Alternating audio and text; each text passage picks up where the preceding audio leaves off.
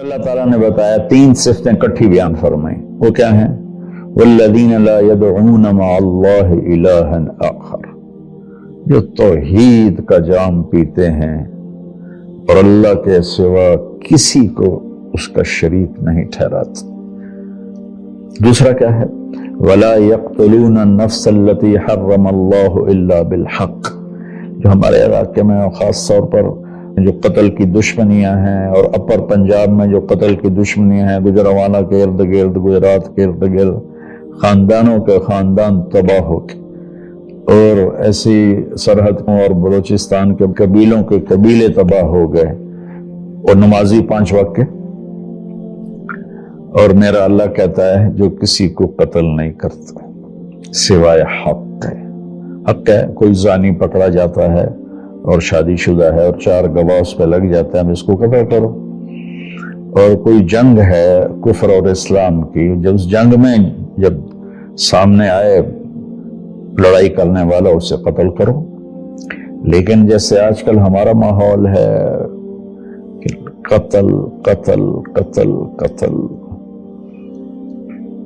بھائیو اللہ کہہ رہا ہے جو میرے بندے ہیں نا وہ کسی کو ناجائز قتل نہیں کرتے۔ تیسرا کیا فرمایا؟ ولا یزنون، زنا نہیں کرتے۔ زنا کیسے پھیلتا ہے؟ بے حیائی سے، جو چند دن پہلے میں نے بات کی تھی، تو کچھ لوگوں نے برا منایا، باقی تو اکثر نے ایکسپٹ کیا۔ زنا بے حیائی سے پھیلتا ہے۔ اللہ کہتا ہے کل للمؤمنین یغضوا من ابصارہم ویحفظوا فروجہم، ایمان والوں سے میرے محبوب کہو کہ آنکھیں نیچی رکھیں اور زنا سے اپنے آپ کو محفوظ رکھیں۔ سیم آیت وَقُلْ لِلْمُؤْمِنَاتِ يَغْضُضْنَ مِنْ أَبْصَارِهِنَّ وَيَحْفَظْنَ فُرُوجَهُنَّ، اور ایمان والی عورتوں سے کہہ دو کہ اپنی نظریں نیچی رکھیں اور اپنے آپ کو اس فحاشی اور بدکاری سے بچائیں۔ انسان جذبات کا پتلا ہے، اس کے سامنے جب بے حیائی ہوگی تو وہ یقیناً اس کے غلط جذبات ابھریں گے۔ اس لیے میرے اللہ نے، میرے نبی نے ہمیں ایک پاکیزہ اور حیا والی شریعت عطا فرمائی، اور اللہ کا فضل ہے امت کے اندر کہیں حیا چھپا ہوا ضرور ہے۔ خاص طور پر میں اپنے ان بھائیوں سے کہوں گا جو شادی کرنے کے بعد بھی الگ عورتیں رکھی ہوتی ہیں، اللہ کی قسم میں بڑے دکھ اور شرم کے ساتھ یہ بات کر رہا ہوں، کوئی میں ہٹ نہیں کر رہا ہوں، کہ میرے بھائی جو شادی کر کے بھی اور عورتوں سے تعلق رکھتے ہیں، اور اس سے بھی گری ہوئی بات ہے میری بہنیں جو شادی کے بعد بھی غیر مردوں سے تعلق رکھتی ہیں۔ یہ ہے ہمارے معاشرے میں، اللہ اس سے ہمیں بچائے۔ تو پھر آگے اللہ کہتا ہے اگر تم نے یہ کام کیا وَمَن يَفْعَلْ ذَلِكَ، اگر تم یہ تینوں کام کرو گے، زنا کرو گے، قتل کرو گے، شرک کرو گے، يَلْقَ أَثَامًا، بہت بڑا گناہ ملے گا، يُضَاعَفْ لَهُ الْعَذَابُ يَوْمَ الْقِيَامَةِ، بہت بڑا عذاب ہوگا، وَيَخْلُدْ فِيهِ مُهَانًا، اور ہمیشہ اس میں رہنا پڑے گا۔ لیکن إِلَّا مَن تَابَ، سوائے اس کے جس نے توبہ کر لی، وَآمَنَ، اور ایمان لایا، وَعَمِلَ صَالِحًا، اور اس نے اچھے عمل اختیار کیے۔ اب آگے خوشخبری سننا، اللہ یہ نہیں کر رہا اللہ ان کو معاف کر دے گا، اللہ کہہ رہا فَأُولَٰئِكَ يُبَدِّلُ اللَّهُ سَيِّئَاتِهِمْ حَسَنَاتٍ وَكَانَ اللَّهُ غَفُورًا رَحِيمًا۔ اللہ تعالیٰ فرما رہے ہیں کہ ہائے ہائے، اگر تم توبہ کر لو گے نا، ایمان لے آؤ گے، اچھے عمل کرو گے، تو میں صرف تمہیں معاف نہیں کروں گا، تمہاری برائیاں مٹا کے وہاں نیکیاں لکھ دوں گا۔ واہ قربان میرے مولا، کبھی معاف نہیں کروں گا، معاف بھی کروں گا اور تمہارے گناہوں کی جگہ نیکیاں لکھ دوں گا۔ یا اللہ ایسا کیوں کرو گے؟ اس لیے کہ میں غفور الرحیم ہوں۔ تو من تاب وعمل صالحا فإنه يتوب إلى الله متابا، آگے اللہ نے بتایا کہ توبہ کرنے والا ہے کون؟ جو توبہ کرنے کے بعد اپنے عمل کو بدلتا ہے، اچھا کرتا ہے، یہ ہے صحیح توبہ کرنے والا۔ لیکن ایک خوشخبری سنا دو، مثلا ایک آدمی کی توبہ کر کے توڑ دیتا ہے. چند دن پہلے ایک نوجوان کا فون تھا، روز نے دھاڑے ماری کہ جی توبہ کرتا ہوں، پھر 15 دن بعد ٹوٹ جاتی ہے، پھر توبہ کرتا ہوں، پھر 15 دن بعد ٹوٹ جاتی ہے. میں نے کہا توبہ کرتے ہو؟ کہتا جی کرتا ہوں. میں نے کہا معاف ہے. وہ انسان ہی نہیں جس سے خطا نہ ہو، وہ انسان ہی نہیں جو بھولے نہیں. تو میرے اللہ نے توبہ کی کوئی لمٹ نہیں رکھی، نہ عدد نہ عمر. بھائی تو 60 سال کا ہو گیا ہے، تجھے حکومت پاکستان ریٹائر کرتی ہے، ہم بھی تیری توبہ قبول نہیں کریں گے. یا بھائی تو 3 دفعہ کر چکا ہے گناہ، اب ہم تیری توبہ قبول نہیں کریں گے. اللہ تعالیٰ کہتا ہے لو بلغت الذنوب عنان السماء ثم استغفرتنی غفرت لک ولا ابالی. میرے بندے میں اتنا بڑا رحم کرنے والا ہوں، تم ایک عورت یا ایک مرد اتنے گناہ کرو کہ زمین پہ رکھتے رکھتے رکھتے رکھتے آسمان کی چھت کو لگا دو، پھر ایک دفعہ کہو یا اللہ معاف کر، تو میں ساری معاف کر دوں. ہمارا اللہ بڑا پیارا اللہ ہے. اچھا، 9ویں صفت کیا ہے ان کی؟ والذین لا یشہدون الزور واذا مروا باللغو مروا کراما. اس کا ایک ترجمہ تو یہ ہے کہ جہاں گندی محفل ہو اور شرابی کی محفل چل رہی ہے، یا کوئی ناچ گانے کی محفل چل رہی ہے، یا کہیں کسی کی غیبت ہو رہی ہے، برائی ہو رہی ہے، کسی کو ظلم ہو رہا ہے، تو وہ اس میں شامل نہیں ہوتے، چپ کر کے دائیں بائیں سے نکل جاتے ہیں. دوسرا ترجمہ یہ ہے کہ جو جھوٹی گواہی نہیں دیتے، جو جھوٹی گواہی نہیں دیتے. اچھا، اس میں ایک بڑی اور خوبصورت بات ہے، مروا کراما وَإِذَا مَرُّوا بِاللَّغْوِ مَرُّوا کراما.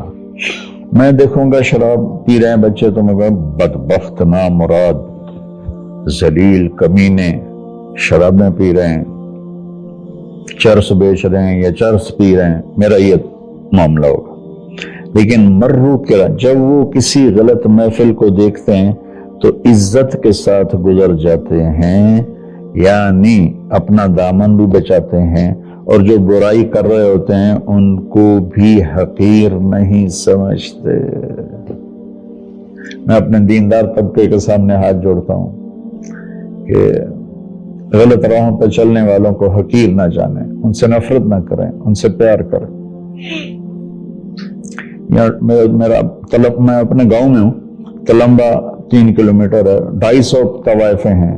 ان کو صرف بیٹی کہنے پر ان کی زندگی کیا سے کیا ہوگی. وہ کچھ ان کا وظیفہ لگایا تھا تو ان کی زندگی کیا سے کیا ہوگی. تو بھائی کسی کو حقیر نہ جانو، کسی سے نفرت نہ کرو، چاہے کوئی غیر مسلم ہے چاہے کوئی مسلم ہے، لیکن تمہارے عقائد کے خلاف ہے، یا تمہارا جھگڑا ہے، تمہاری لڑائی ہے، یا وہ زانی ہے، شرابی ہے، جواری ہے، نفرت نہ کرو، نفرت نہ کرو، نفرت نہ کرو. اور 10ویں ہو گئی وَإِذَا مَرُّوا بِاللَّغْوِ مَرُّوا كِرَامًا، کہ وَالَّذِينَ إِذَا ذُكِّرُوا بِآيَاتِ رَبِّهِمْ لَمْ يَخِرُّوا عَلَيْهَا صُمًّا وَعُمْيَانًا. جب ان کے سامنے اللہ کی بات آتی ہے تو سننے سے انکار نہیں کرتے، یعنی آنکھیں بند نہیں کرتے، کان بند نہیں کرتے، کہ جیسے اندھے اور بہرے پر چیز پیش کرو تو اسے پتہ نہیں لگے گا. تو میرا اللہ کہہ رہا ہے کہ جب ان کے سامنے میری بات آتی ہے، میرا قرآن آتا ہے، میرے نبی کا فرمان آتا ہے، تو اندھے بہرے نہیں ہوتے بلکہ غور کر کے سنتے ہیں، غور کر کے سنتے ہیں. تو اللہ ایک ان کی صفت یہ بتا رہے ہیں کہ وہ اللہ کا کلام سنتے ہیں تو تاثر لیتے ہیں اور اپنے آپ کو بدلتے ہیں، اور اپنے گناہوں پر باقی نہیں رہتے، بلکہ اپنے آپ کو توبہ کرتے ہیں اللہ کے سامنے. پھر جب توبہ ٹوٹ جائے پھر رو دھو کے توبہ کرتے ہیں. 11. 12ویں صفت کیا ہے؟ سبحان اللہ، واہ جی واہ. اللہ والوں کو تو بیوی بچوں کی بھی پرواہ نہیں ہوتی. اللہ والوں کے گھروں میں تو فاقے ہوتے ہیں. یہ اللہ والوں کی بات بتا رہا ہوں. والذین یقولون ربنا هب لنا من ازواجنا وذریاتنا قرۃ اعین وجعلنا للمتقین اماما. سبحان اللہ. جو کہتے ہیں یا اللہ ہمیں ہمارے ازواج یعنی بیویاں ہماری اولادیں ایسی دے جو آنکھوں کی ٹھنڈک بن جائیں، اور ہمیں متقین کا سردار بنا، امام بنا۔ اپنی وجاہت مانگتے ہیں، وجاہت۔ اچھا، حب، وہب، آتا، اعطا، تین لفظ ہیں دینے کے، آتا دیا، اعطا دیا، وہب دیا، لیکن تینوں کے مطلب الگ الگ ہیں۔ آتا کہ میں نے آپ کو ایک چیز دی، قلم دیا، لیکن آپ کو مالک نہیں بنایا، واپس لے سکتے، واپس کرو۔ آتا، میں آپ کو گاڑی دیتا ہوں تو میں آتا کا مطلب ہے کہ میں واپس نہیں لوں گا، یہ تمہاری پکی ملک ہو گئی۔ وہبا، میں تمہیں وہ چیز دوں گا جو تیرے خواب و خیال میں بھی نہیں ہوگی، تیرے تصور سے بھی بالا تر ہوگی۔ کیا مانگتے ہیں اللہ والے؟ یا اللہ میری بیوی ایسی ہو، اتنی اچھی ہو کہ میرے تصور سے بھی بالا تر ہو، میری اولاد ایسی ہو، اتنی نیک ہو، اتنی صلاحیت والے ہوں کہ میرے تصور سے بھی بالا تر ہوں۔ اللہ ہمیں یہ دعا سکھا رہا ہے، یہ نہیں کہا کہ مانگو آتے نہ، کہہ رہا ہے حب لنا، یا اللہ ہمارے گمان سے بھی اوپر کر کے بیوی اور بچے دے، اور ہمیں دنیا میں وجاہت دے، عزت دے۔ اس کا مانگنا انسانی حقوق میں شامل ہے۔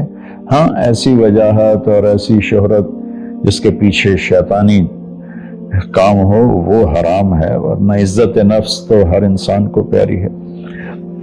اور پھر اللہ تعالیٰ کہتا ہے قرۃ اعین، آنکھیں ٹھنڈی ہو جائیں۔